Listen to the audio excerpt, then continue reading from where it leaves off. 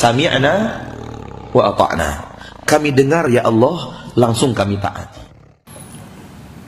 Di ayat 217, wa may yartadid minkum an dinihi fayamut wa huwa kafirun fa ulaika habitat a'malun fid dunya wal akhirah wa ulaika ashabun nari hum fiha khalidun. Barang siapa yang murtad di antara kalian dari agamanya, lalu dia mati, wa huwa kafir, dan kemudian dia kafir, fa ulaika habitat a'malun fid dunya wal akhirah, maka mereka itu hapus amal mereka dunia dan di akhirat. Wa ulaika ashabun nar, mereka itu tempat tinggalnya di neraka. Hum fiha khalidun, mereka kekal neraka selama-lamanya. Jadi orang yang masuk Islam kemudian dia murtad dari agamanya dan dia mati dalam keadaan kafir, maka tempat tinggalnya di mana? Neraka. Orang kafir semuanya yang mereka tidak masuk agama Islam, yang mereka mati dalam keadaan kafir, tempat tinggalnya mereka semua neraka, semuanya neraka. Itu harus kita yakini, seyakin-yakinnya. Ini agama, ini keyakinan. Ketika orang kafir, siapa aja orang kafir itu, dia tidak masuk agama Islam setelah diutus Nabi Muhammad SAW dan dia masuk ke kafir, tempat tinggalnya neraka. Siapa dia? Apakah ada seorang anaknya muslim, bapaknya kafir, mati udah bapaknya, tempatnya neraka. Ibunya demikian kafir, tempatnya neraka. Kalau dia tidak masuk ke dalam agama Islam. Bahkan orang-orang kafir menyesal di hari kiamat.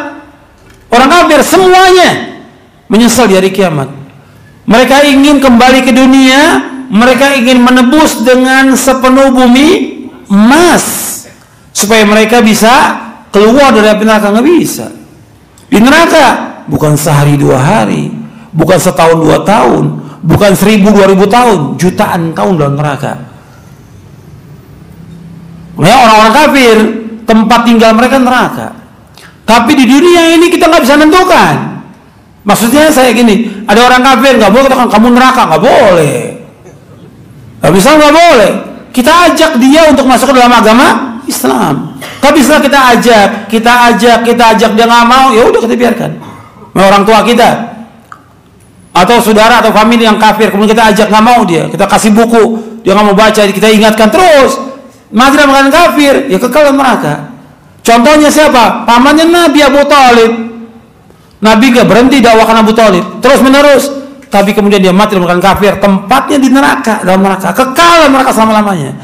Meskipun dia membantu agama Islam ini di saat Nabi dimusuhi oleh orang Mekah, tapi nggak ada manfaat kalau dia tidak masuk dalam agama Islam. Maka orang kafir ketika dia masuk neraka, dia menyesal.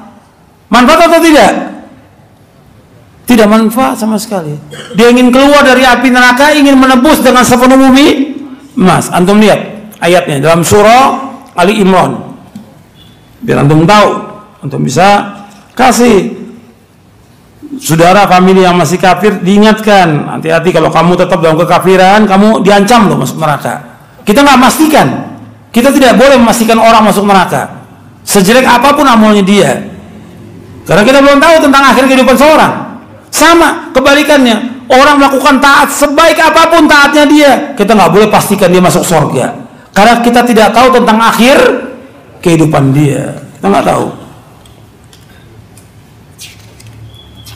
Surah Al-Imran ayat 91. Tuh lihat, Allah berfirman, innal ladzina kafaru wa matu wa hum kuffarun fala yuqbala min ahdi mil'ul ardi dzaba wa la iftirabi ulaika lahum adzabun alim wa ma lahum min nasirin.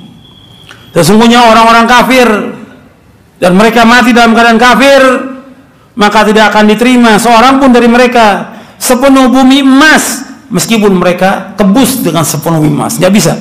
Mereka akan mendapatkan azab yang pedih dan mereka tidak punya penolong, nggak ada penolongnya.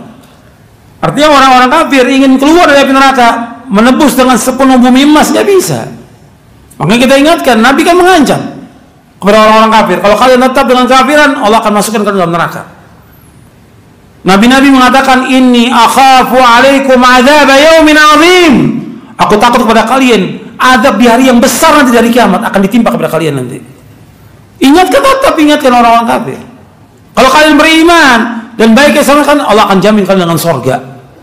Begitu dakwah, itu dakwah para nabi, para rasul seperti itu.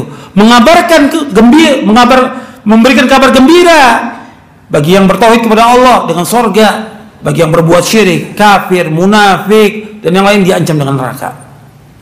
Itu dakwah. Dan itu dakwah Nabi Muhammad SAW dan para sahabat radhiyallahu anhum.